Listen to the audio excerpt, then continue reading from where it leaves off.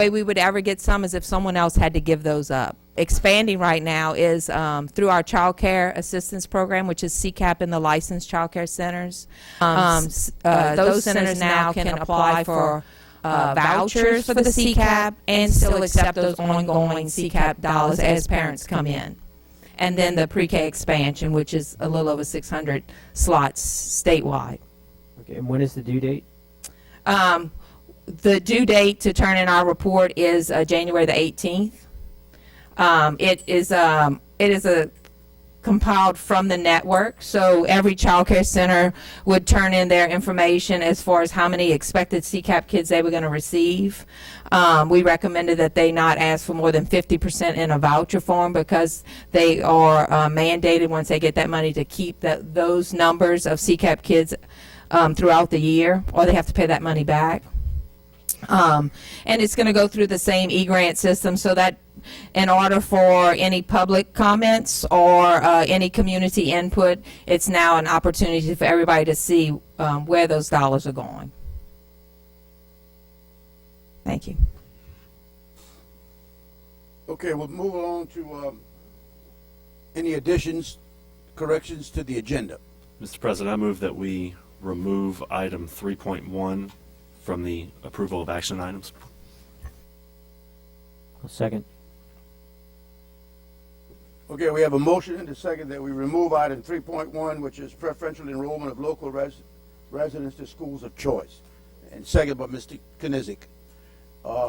Do we have any discussion? Yes, sir. Yes. Point of privilege, Thank Mr. Broussard. Yes. Yes. Thank you, Mr. President. Thank you.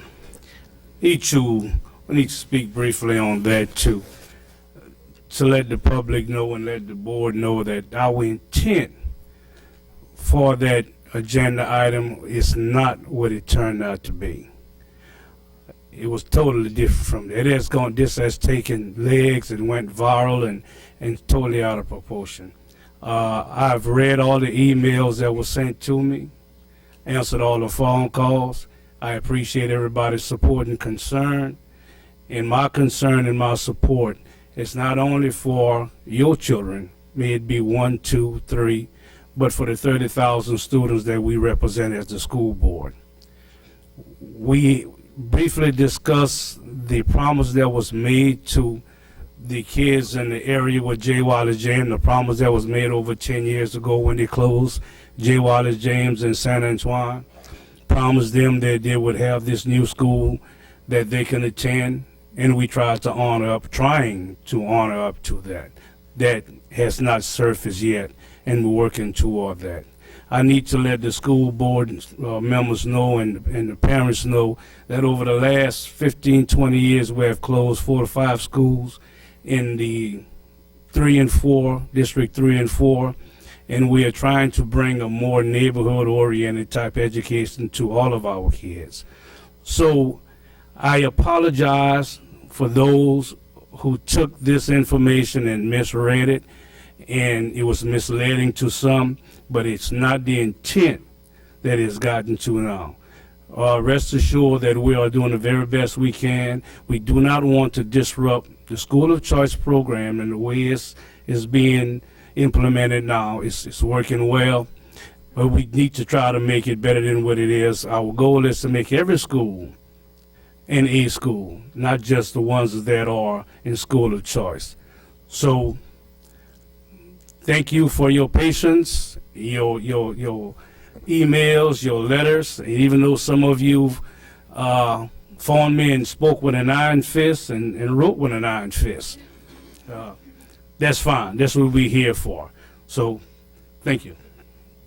Thank you, Mr. Broussard. I'll be remiss. I want to let everyone who's here and watching know that one of our colleagues, he's quite all right, but one of our colleagues was involved in an accident, Mr. Latchley. That's why he's not here. He's okay. I think maybe he hurt his wrist in the impact, but they brought him to the hospital just to check him out and make sure everything's okay.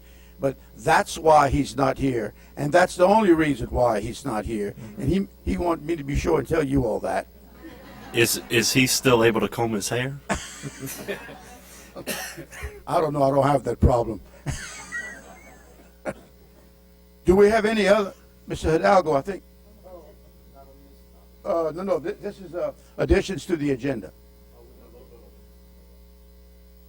Oh, I'm sorry. We vote on pulling 3.1. I'm sorry. Okay, it was Mr. Kinesic was the second? Yes. Let's vote.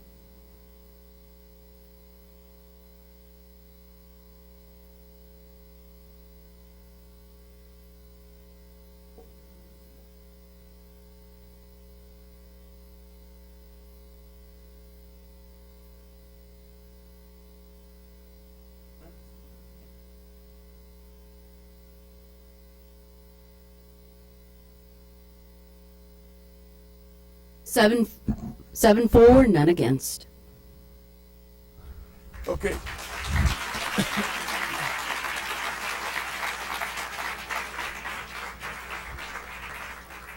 So as a result of this, nothing will change. You're welcome to stay, but if you have another meeting or something, you're welcome to leave as well.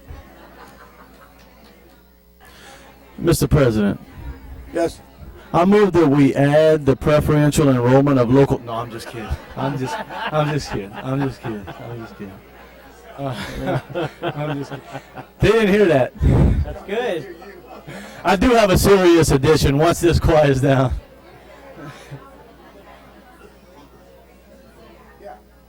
Take 5 minutes.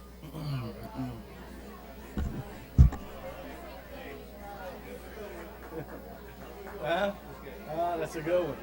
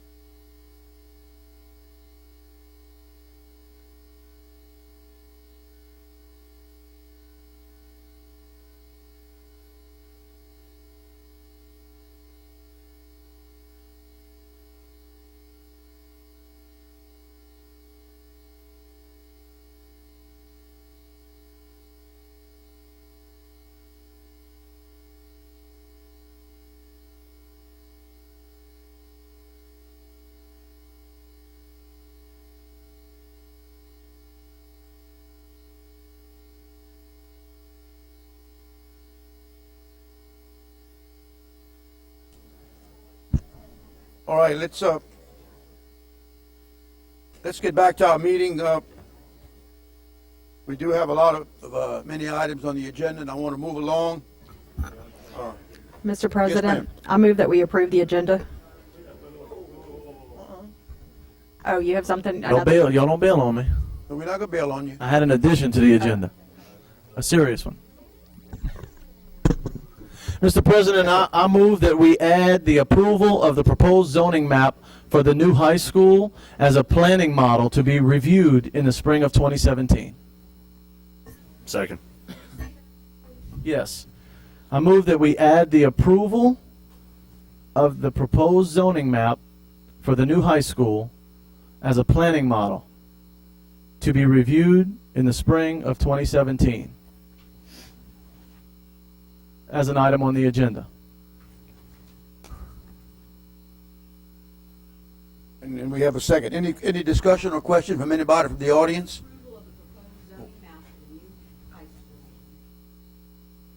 As a planning model, dash, to be reviewed in the spring of 2017. And that motion is to add that to tonight's agenda, The consent agenda. under action.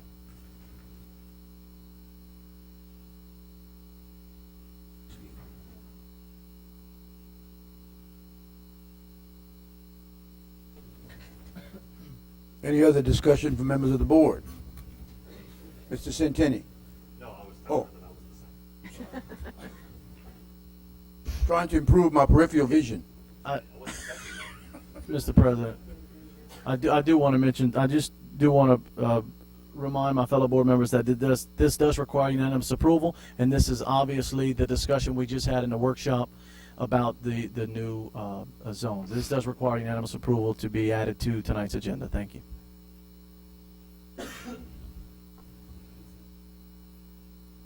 Whenever you're ready, Madam Secretary, we can vote.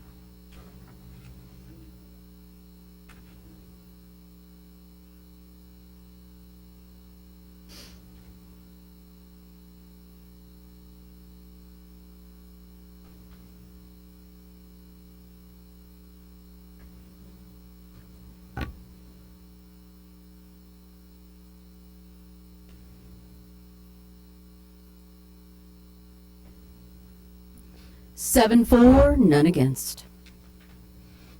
Ms. Morris? Mr. President, I move that we approve the amended agenda.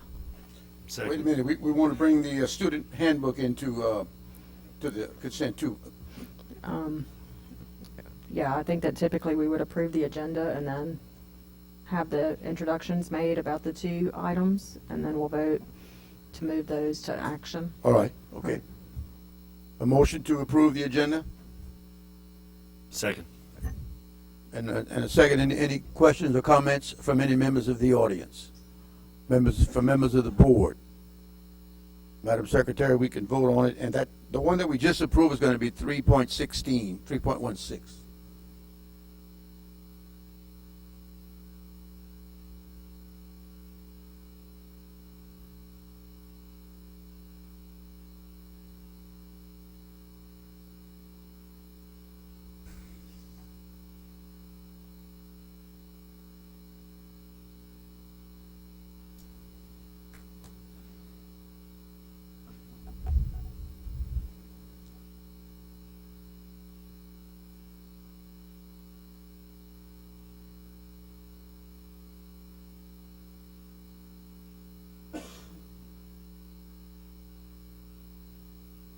7-4, none against. All right. Item 2 is time-sensitive introductory items. Mr. President, I'd like to move items 2.1 and 2.2 to action. Okay, motion and a second to move items 2.1 and 2.2 to action. They would be 3.17 and 3.18. Any questions or comments from any members of the audience on the motion? Questions from members of the board? If not, Madam Secretary, we'll call for the vote.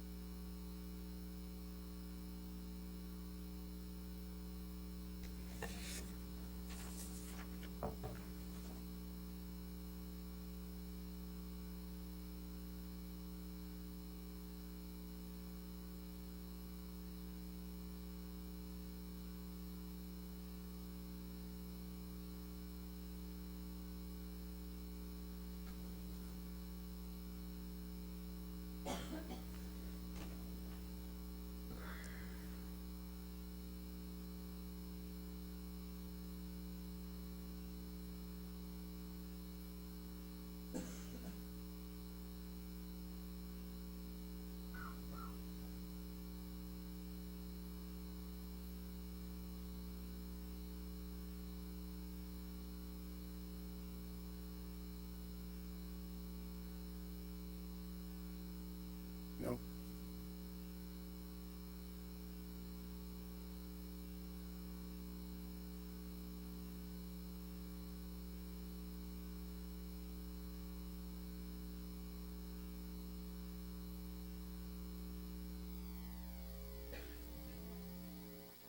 You want us to do a voice vote?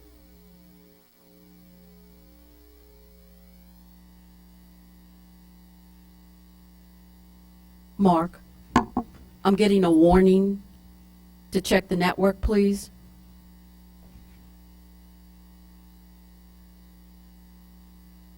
You heard the motion and the second. All those in favor of the motion signify by saying aye. Aye. Any opposed, likewise. Motion carries. Thank you very much. Now, we will read the items on the action agenda, and if you wish to pull any of them, please let me know. Item 3.1, never mind, that one was pulled. Item 3.2, school bus camera system. Pull that, please. Okay. 3.3, request for approval to purchase 4.75 acres of property adjacent to Green D. Linden Elementary School. Pull that, please. Item 3.4, self-funded insurance activity budget revision number 1. Pull that, please. 3.5, half-cent sales tax budget revision number 1, fiscal year 15-16.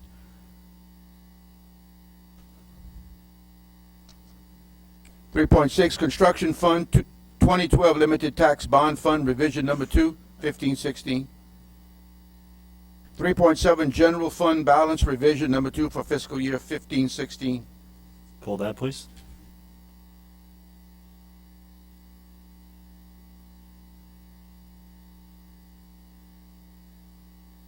3.8, school food service program fund budget revision number 2 for fiscal year 15-16. 3.9, capital improvement fund balance revision number 2, 15-16.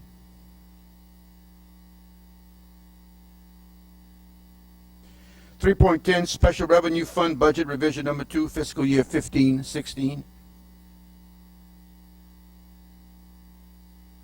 3.11, self-funded construction fund budget revision number 2, fiscal year 15-16. 3.12, debt service budget revision number 2.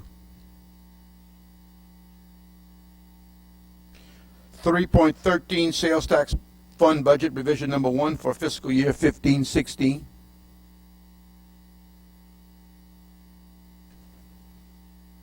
3.14, resolution application for the United States Department of Agriculture funding and making related application to the State Bond Commission. I want to pull that one, 3.14. And 3.15 is a similar resolution, 01-16-1877, canvassing the returns and declaring the results of the special election that was held on November 21st of 15. I want to pull that one as well.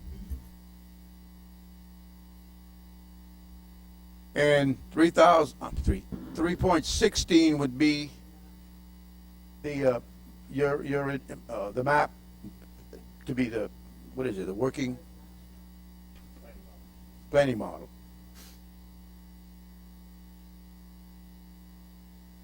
And 3.17 is student parent handbook.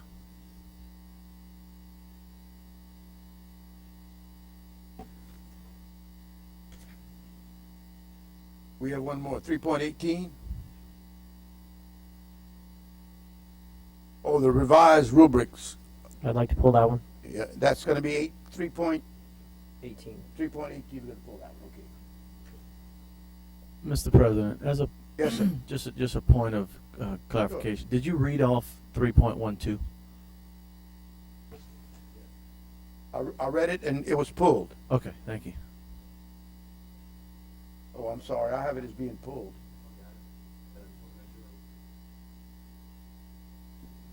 Yes, I read it, school bus camera, I did read it.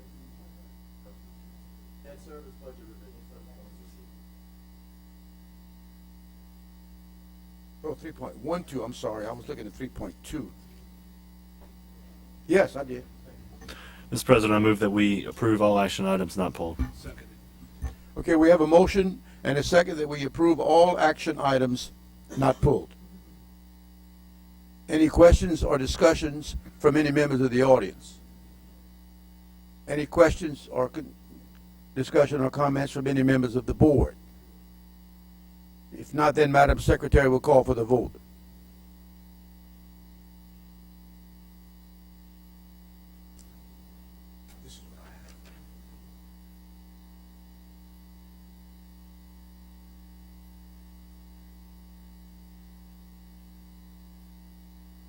You want,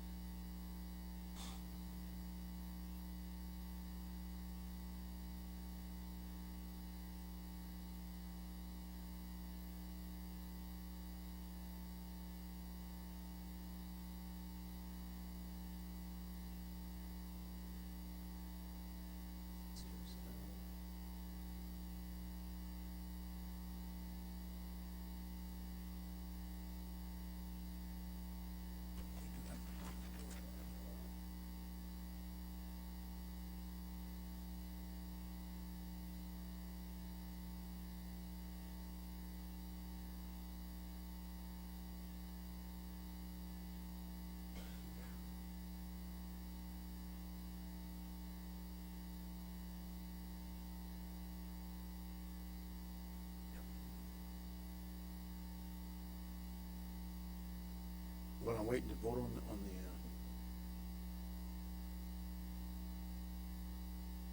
yeah.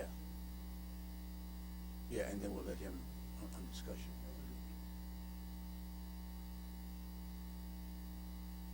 Let me take this opportunity to make a few comments while she's getting the computer ready to vote. It was just brought to our attention that the very first act by our new mayor president, Joe Robideau, was we want to mention this, and we want to mention it in a thankful manner, is that he our mayor president has pronounced January as mentor monitoring month for big brothers, big sisters, and all organizations who promote mentoring of young people. We thank him very much for making this his first act of January. So thank you, Mr. Robideau.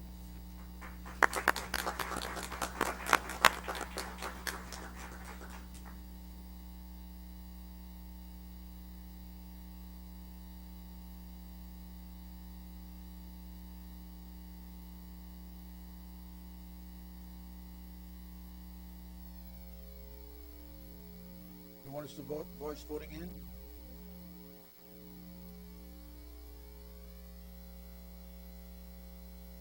Okay.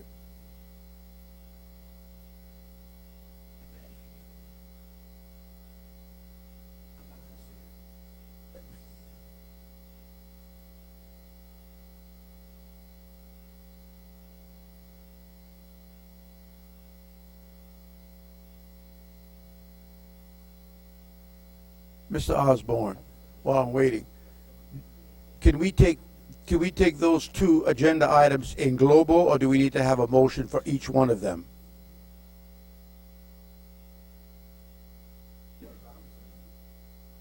Okay.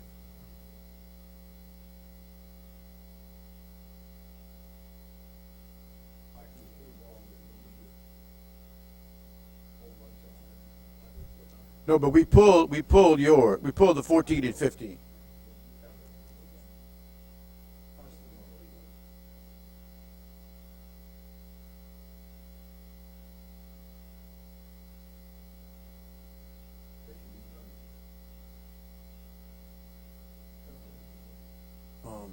Can we have him?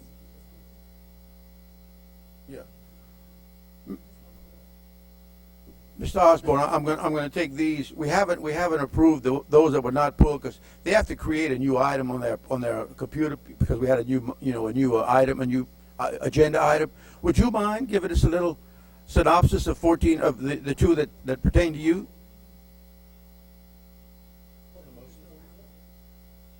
Well, we already have a motion on the floor to accept those. Right. But we can accept those two in global after he gives us. Hear an explanation of it, and then you can vote on it later on. Right. Yeah. Yeah. The first resolution. Show your mic is. Okay.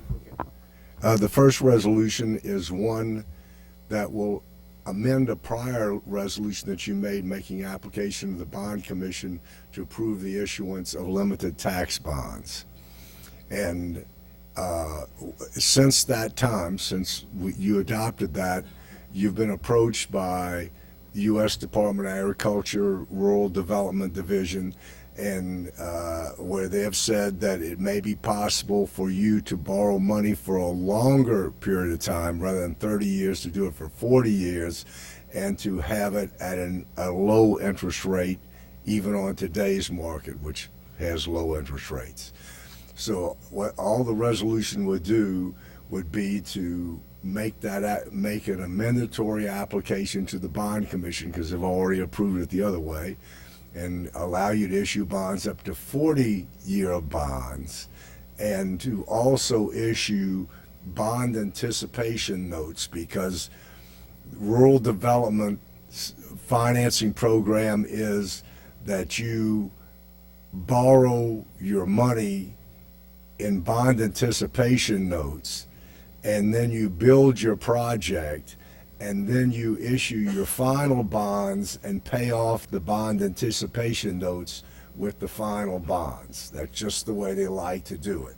And since they offer you such generous terms, most governments will accept that and agree that that's an all right way to do things, because overall it's beneficial financing. So that's what that resolution will do. It'll amend your old resolution applying to the State Bond Commission and enable you to change the characteristics of your bonds so that it will fit in with the rural development financing plan that will give you more years to pay off your debt and at a lower interest rate. I have a question, Mr. Osborne. Yes, sir. As someone who's had experience in that a few years ago, Yes, not sir. only the Rural Development Fund, but also the Louisiana Revolving Loan Fund, if you recall. Yes, sir. My experience has been that whereas you may get a lower interest rate, and you obviously are going to get a longer term in which to pay off the bonds, at least historically, with my experience, there have been other types of requirements of this body, or of the body, the municipalities that I'm speaking of. More engineering work, more architectural work, that actually made it less attractive than it first appeared to be. And I just want to make sure that all of those kinds of preliminary requisites are not more than the bonds, is what I'm Well, saying. I think one thing, that's why your staff has been meeting with the rural development several times. In fact, I think yesterday they even met with them, and to determine just what the application procedure is going to be. And it is, they do have a lot of work to prepare the application, but we are talking about $80 million of bonds. So compared to, I mean, if this was a $800,000 bond issue, you'd have to consider whether you want to go through all this in order to get 800,000. But if you can save money and extend the term for $80 million worth of bonds, the cost would have to be severe, you know, that they to make that not a wise idea. But at any rate, you won't even get to consider it unless you pass the resolution, and the resolution will not tie you into the rural development financing. It'll only enable you to make the application, and if you decide to accept their acceptance of your application, then you have the bond commission approval that will enable you to go through. If not, you can go back to the old way that we were planning on doing it before. Thank you. Yes, Mr. sir. Hidalgo? Yes, sir, Mr. Chair. If you already said it, I do apologize. No. How much would this process save us? And second, can it be paid off earlier? Yes. The second part is yes. And I don't have it with me tonight. We actually ran those figures before, and the savings would be considerable. And Can you give me a range? Around a full percentage point of interest. Mr. Guidry, I think Mr. Guidry had his hand up. Yeah, well, we had run immunization schedules comparing for 30 years, and this would be a 40 years. But at 30 years, to keep it apples to apples, the estimated savings was right at 14 million in interest. Of course, at 14 million, some of that would go to paying the additional interest you're paying beyond the 30 years. But we compared it 30 years USDA, 30 years limited tax bonds. Unless you got it for 40 and paid it in 30. And Could- then Right. we're talking Right. about a humongous savings. So at 30 years, just to keep it apples to apples, it was about a $14 million savings. Thank you. thank you for your good memory. Any other questions on that item? If not, we'll move on to the next item, which is canvassing the returns and declaring the election of November. Yeah, this is, I was talking to Billy about this before the meeting. This is a throwback to days gone by, the olden times. What used to happen when I first started practicing law is all the bond and tax elections were ballot box elections. You didn't have voting machine elections. They had voting machines, but the bond and tax elections were ballot box elections with paper ballots.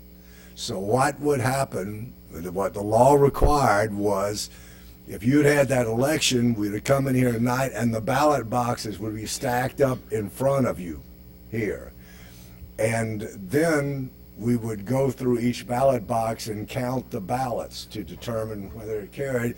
And the notice of election would have provided that the people can come and watch the ballot counting to make sure that it was done appropriately.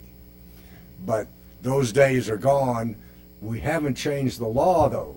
The law still says that you have to meet here and declare the results of the election.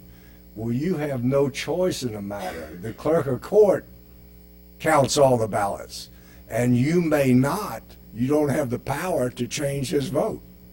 So what you're doing right now is abiding by statutes that were passed in years gone by for a different setup. But nevertheless, you have to sit here and declare the results of the election, in which you have to accept the clerk of court's count.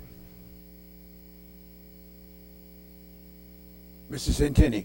If you hadn't pulled this from the agenda, I would have, because I thought it was kind of neat to have this civics throwback of our duties here. You know, it's just I actually sat in my office today and read the resolution and looked. I didn't actually go and double check Mr. Perret's count, but I went through and I read, and it's, you know, looking at the precincts and the votes for and the votes against, and I thought this would have been really neat for any of our civics teachers in the parish to take advantage of whenever they get to the lesson on local governance. The first meeting I was ever sent to by myself for the law firm was a parish meeting, Lafayette Parish, before they combined with the city. And it was a maintenance tax election, and they had all the ballot boxes out there. And I wanted so badly to do a good job, and we opened the first ballot box, and there was nothing in it because the commissioner in charge had decided that it wasn't safe to leave the ballots in the ballot box, and she took them home with her. And I could see my career passing in front of my face.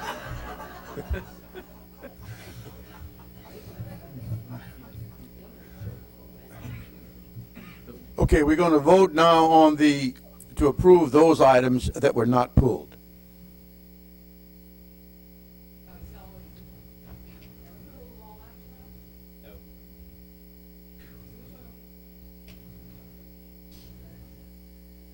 No.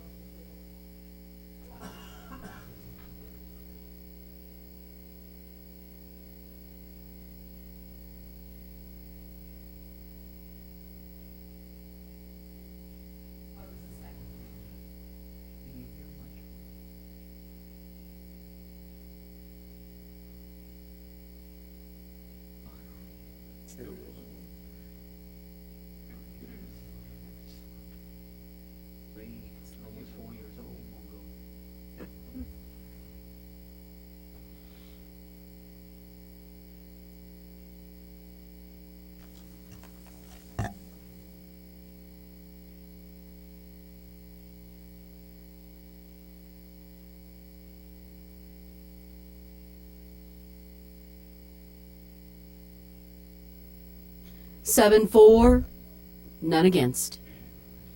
Okay, the chair would recognize Ms. Morris. Mr. President, I move Mrs. Centeni, I'm sorry. I move that we approve items 3.14 and 3.15 in globo. Seconded by Ms. Morris. Any questions or comments from any members of the public? Questions, members of the board? Madam Secretary, will call for the vote.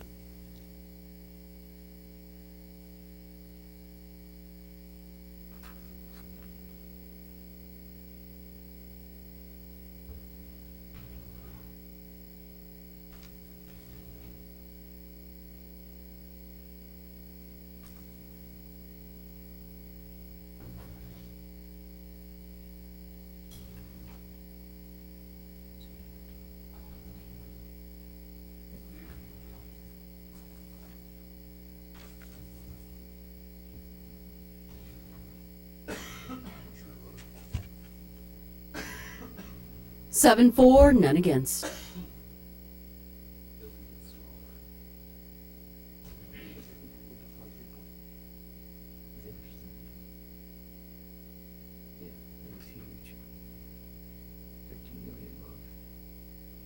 Okay, we're going to move to 3.2, which is school bus camera. I think, Mr. Centeni, you pulled it. I move that we defer action on this item until after we receive information on the presentation made at the executive committee last night. Okay, motion that we defer action on the school bus camera systems. And Ms. Morris, second. And for the audience, I want to clarify that the item presented yesterday at the executive committee was a software system for developing our bus routes, but the software system comes with several features, including GPS tracking, real-time tracking, historical tracking of our buses. It gives us a lot of data that this other proposal we were going to listen to tonight also provided. So we'd like to close out that one item before we consider this item. Any other comments? Comments or questions from members of the public? I have one question. I believe the vendors for this item are here tonight, and I don't want you to answer now, but my request would be that you include a proposal to LPSS to provide the camera systems requested for purchase outright, if that is a business model that you use. Thank you. If there's no others, we'll call for the vote, Madam Secretary.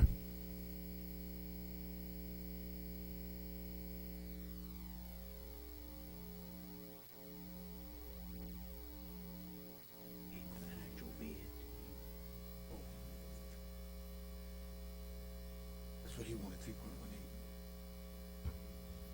2.2.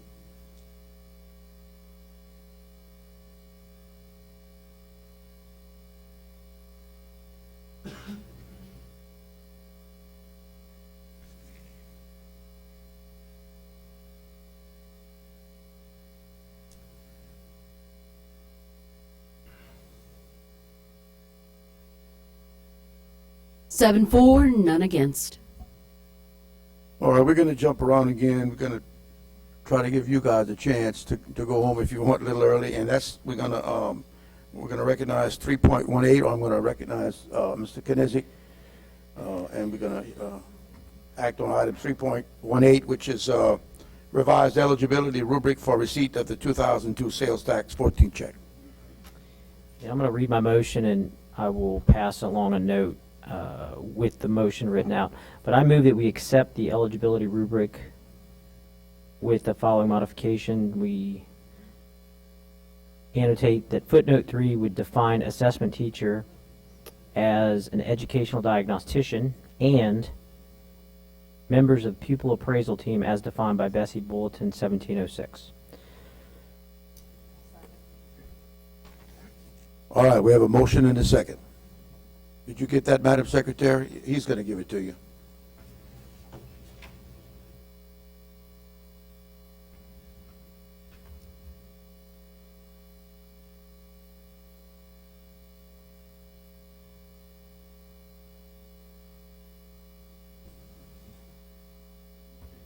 We have a motion on the floor and a second, and at this time, I would ask if we have any comments from any members of the audience concerning this motion.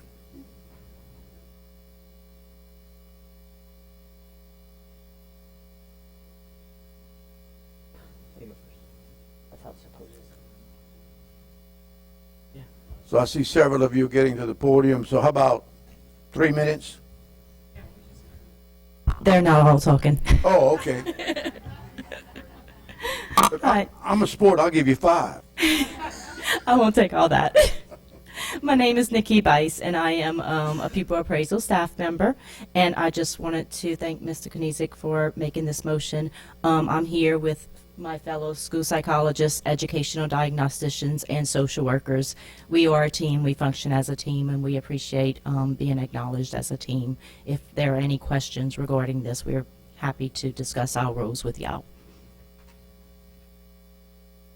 Yeah, I have a question. Yes, sir. Do you all have a class, I mean, a group of students in front of you every hour or every whatever? We have different students in front of us, several different ones throughout each day. We evaluate kids to see if they qualify for Bulletin 1508 exceptionalities for special ed, to see if they qualify for special ed services.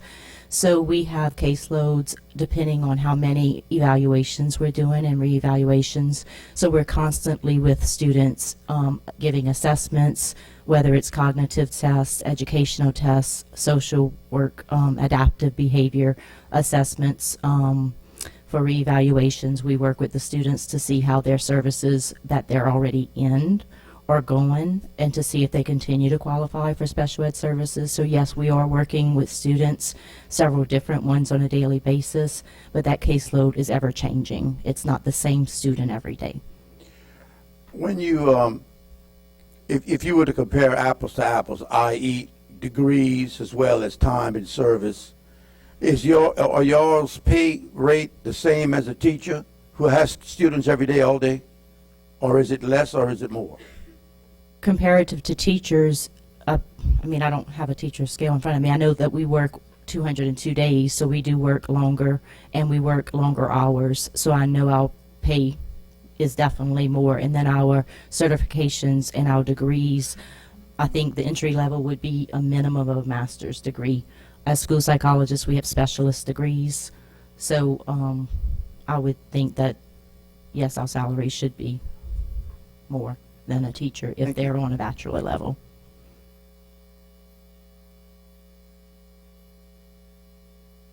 Mr. Kadesic? Are we done with the public comment period? Unless you have a question of her No, I'm just or them. waiting my turn for the board. Do any of you, other of you want to speak? All right. Thank you very much. Thank you, ma'am. Thank you. Thank you, ladies.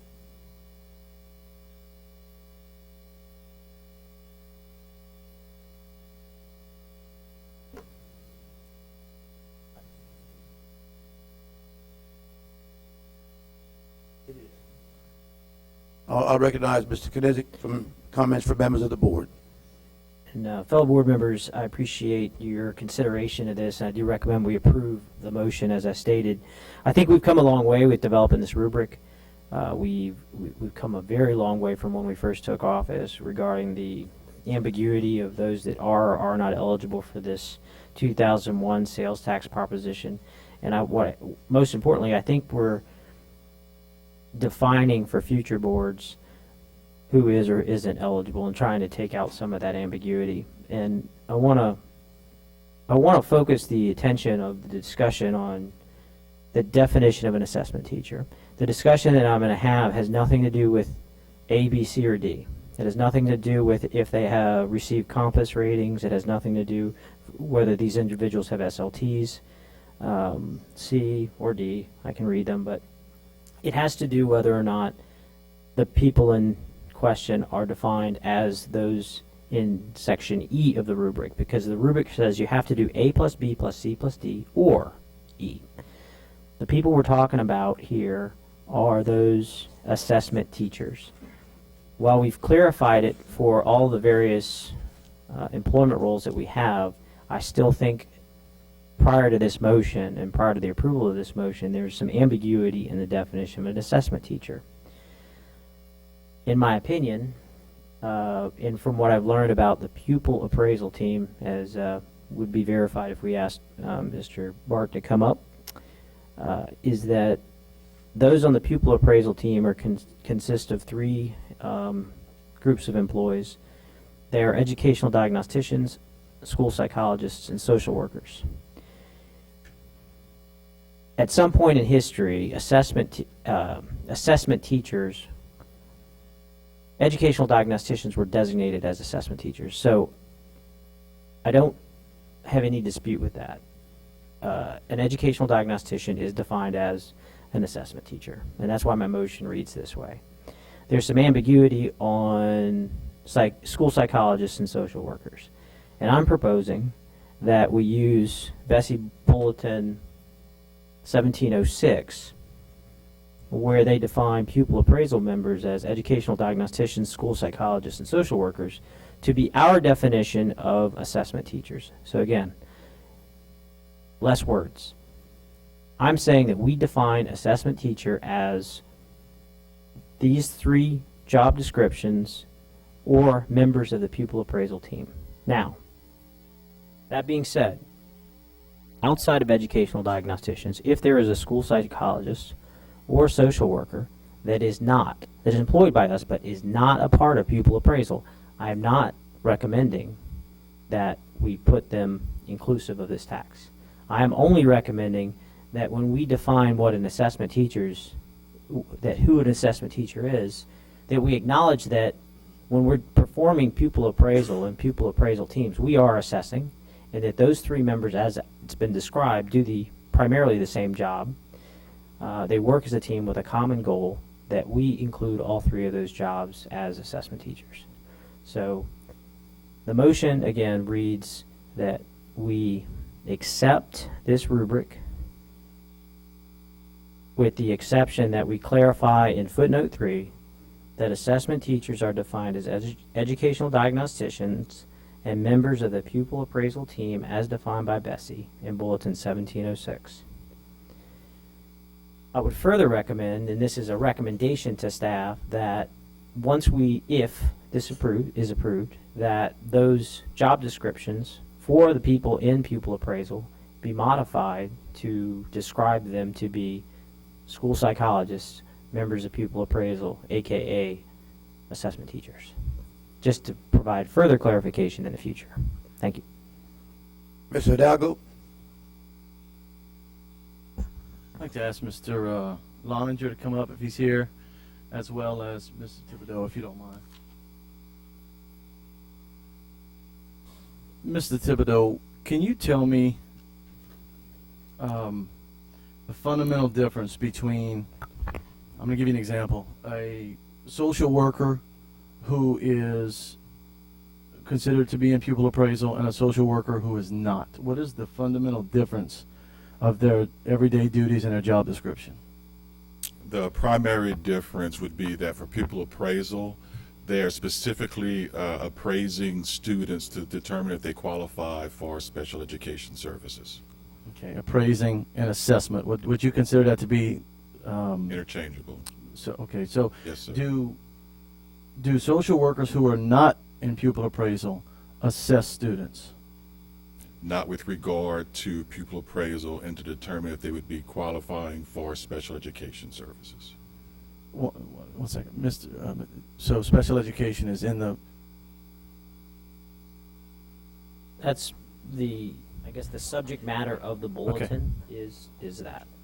Okay. What may help, just to reiterate some of the talking points from last night, the major distinction with pupil appraisal is that you're looking at a mandated group, multidisciplinary group, consisting of social workers, educational diagnosticians, which were formerly known as assessment teachers, and then school psychologists.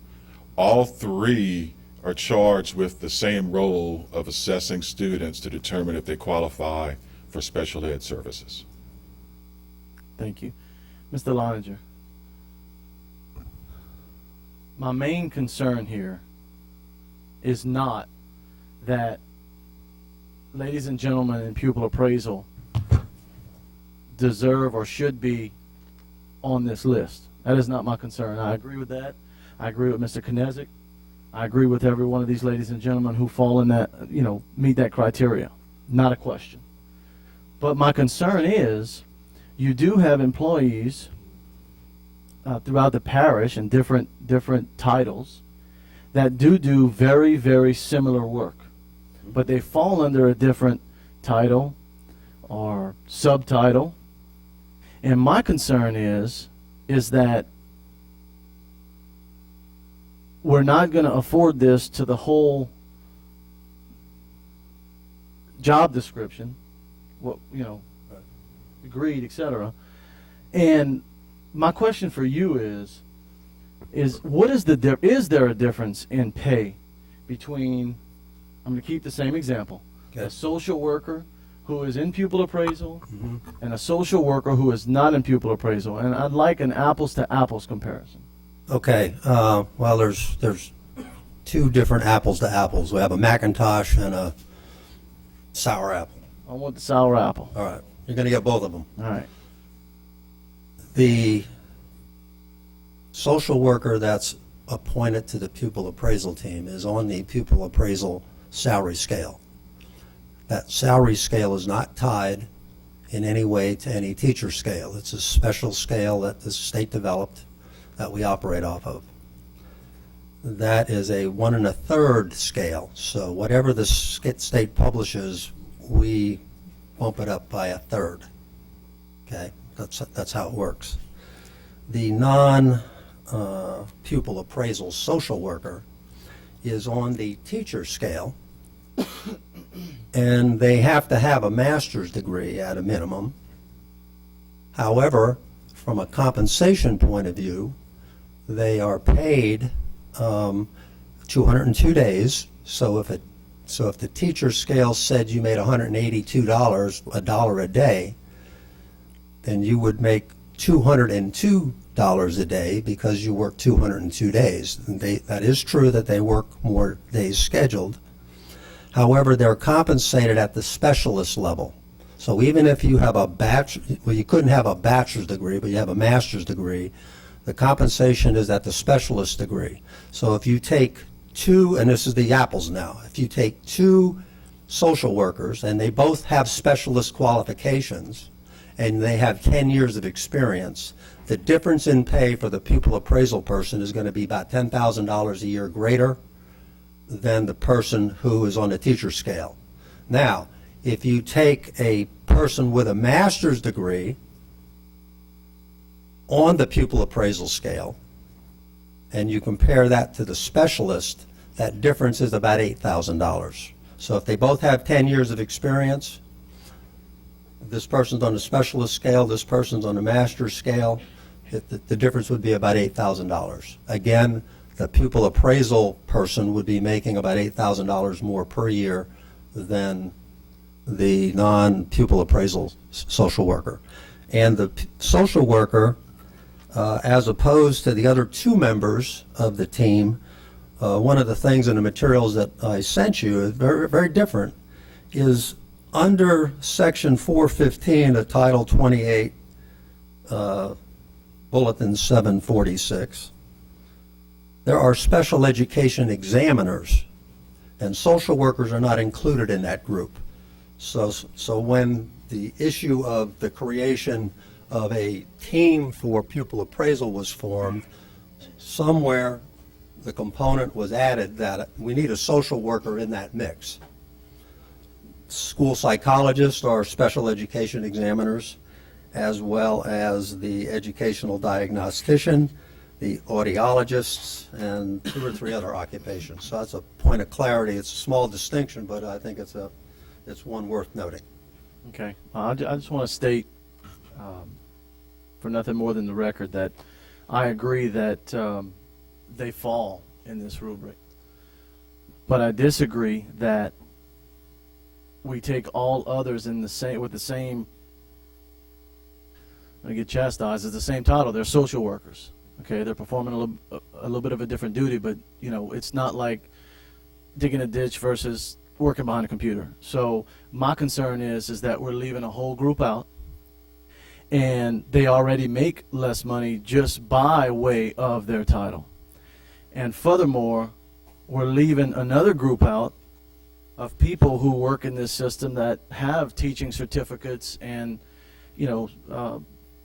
instructional strategists. So I'm just concerned about not the people we're going to add in, but the ones that we're leaving out, since we're adding others back in. Mr. Broussard. Will there be opportunities that have been in the past? That's why we're here adding these educators in. Will there be opportunities for Mr. Lodgen to come back up to show us reasons why those who have been eliminated now should be added back in as some? Do they have the opportunity to voice that opinion? Well, Or will they be given the opportunity to I say would, reasons why? Mr. Broussard and Mr. Hidalgo, I would say that we've shown that over time, this is a living document. Over time, job descriptions change. Over time, state requirements change. Since 2001, when the administrative plan was implemented, what we're trying to do is add clarity to the administrative plan. So I would say that as times change, this board or future boards will have to take those hypotheticals as needed. I mean, if there is someone out there that feels they deserve this, then the case should be made for them. But they're not here right now, and that's not what we're considering right now. Thank you. Mr. Broussard, I just want to make sure I understand what you were asking. The proposed changes do not involve 80% of the matrix. if you're going to approve the matrix by amending Section E, which is where this deliberation is and where the motion is, then in order to evaluate someone who is eligible, there's either two ways that they become eligible. They either meet A, B, C, and D, or they meet E. So if I was going to evaluate, let's say, an instructional strategist, who are all very highly qualified people, if they do not meet the rubric under A, B, C, or D, then they do not qualify. So if there's a new position that comes up, like Mr. Knezik said yesterday about some other position, then the decision for you as a board member or a future board would need to be, what part of the rubric does this person fall under, and is it appropriate to include them? If you're limiting things about a social worker in or out of pupil appraisal, then you've kind of drawn a bright line about how you're going to proceed.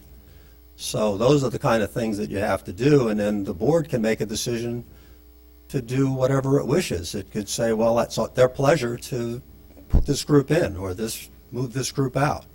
What you have, though, is you have a rigorous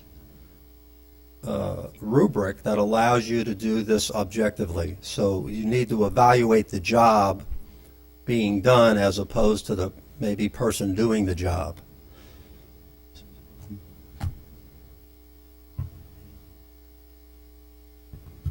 I'm going to make a brief comment, very brief comment.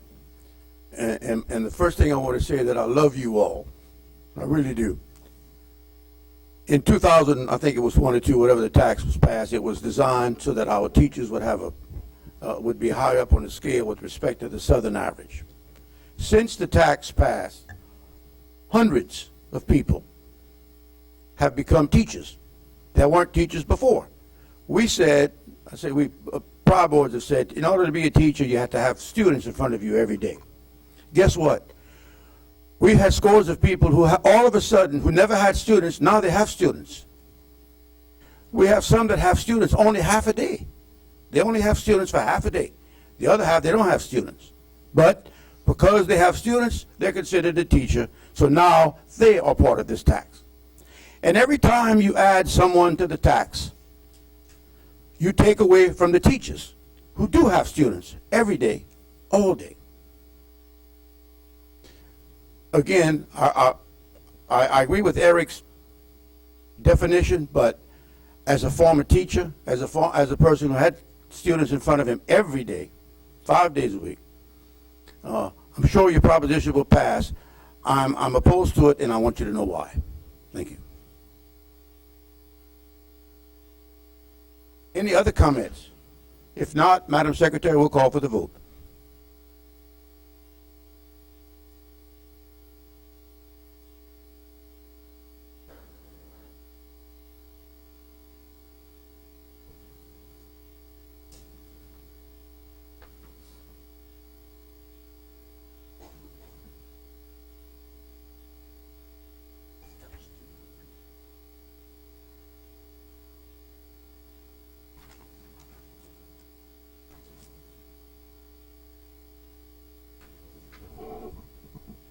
Mr. President, might I mention something? Sure.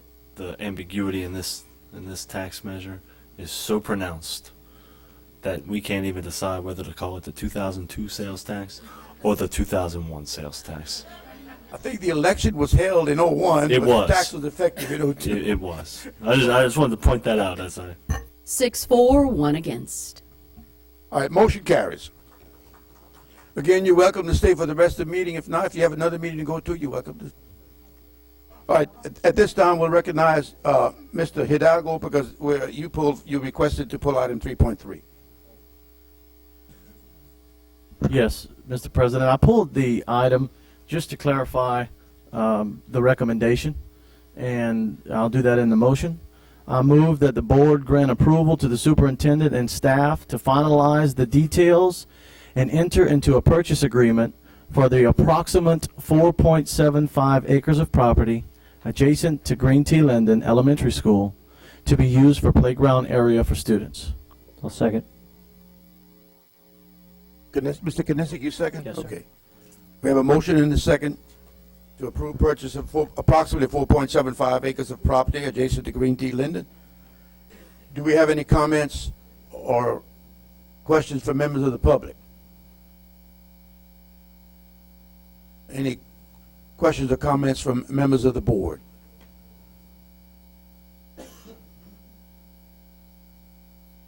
If not, Madam Secretary, we'll call for the vote.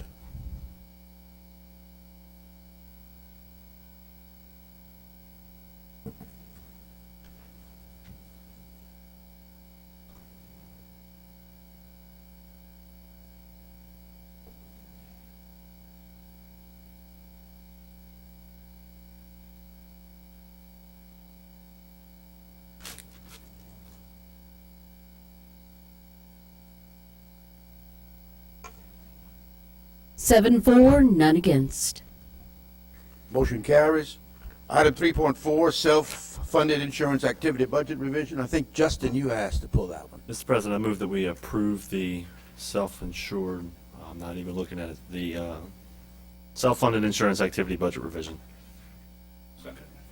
Motion second by Mr. Broussard. Any questions or comments from members of the audience? Any questions from members of the board? I had a question for Ms. Bernard. Yes, sir.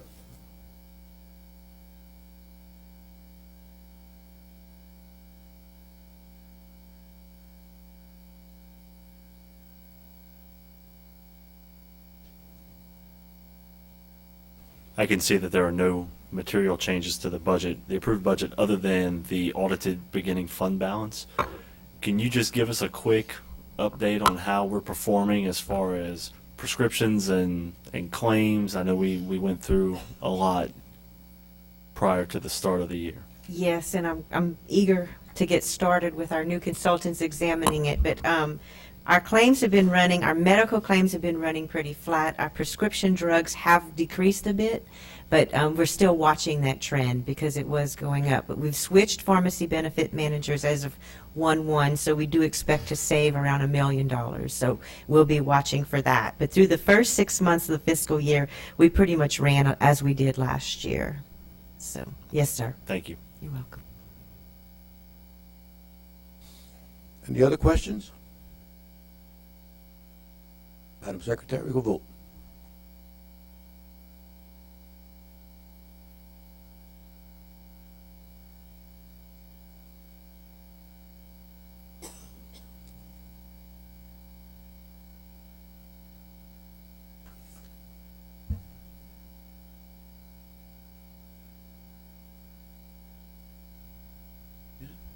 Seven for, none against. Motion carries. We're going to move on to item 3.7, which is General Fund Budget Revision Number 2. Mr. Centeni, I think you had requested to pull that That one. is correct. Mr. President, I move that the board approve the general fund budget revision number 2 for the fiscal year 15-16. Motion and a second. Mr. Knizik, Mr. Hidalgo, second. That we approve the General Fund Budget Revision Number 2 for fiscal year 15-16. Any questions or comments from any members of the audience?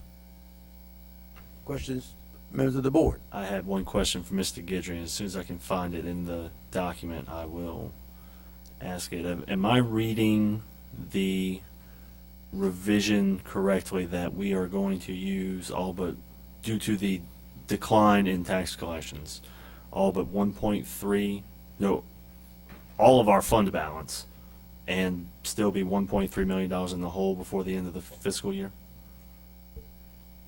The 1.3 million represents the amount over and the amount that we will not meet our 3-month requirement by. So in other words, we would have the 1.3 million plus the 1.4 million, which is the increase we need to get us to our new 3-month figure. We'd be about 2.8 million short of having 3 months of fund balance ahead of us.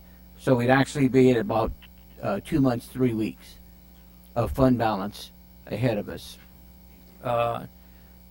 The projections for property taxes, which are not reflected yet in the budget revision, because we'll have a better feel for it after the first quarter.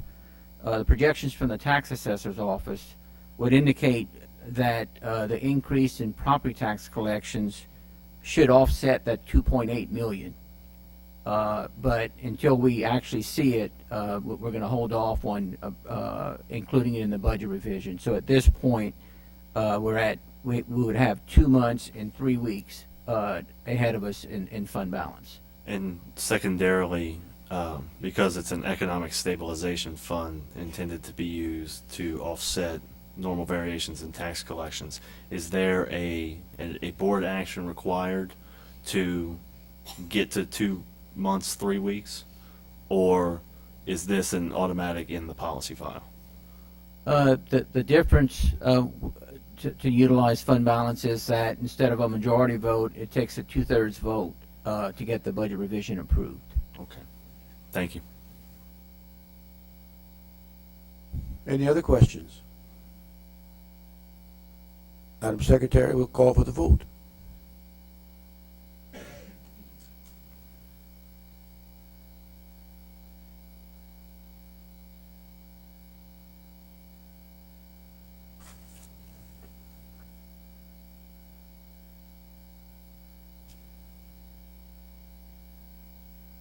Seven for, none against. Motion carries. That was the last item on our agenda. We're gonna declare this be, I'm sorry. Oh, well, I'd like to appoint Matt Dugas to the, what is the technical name for it? Subcommittee on Insurance. I'd like to appoint Matt Dugas to the committee.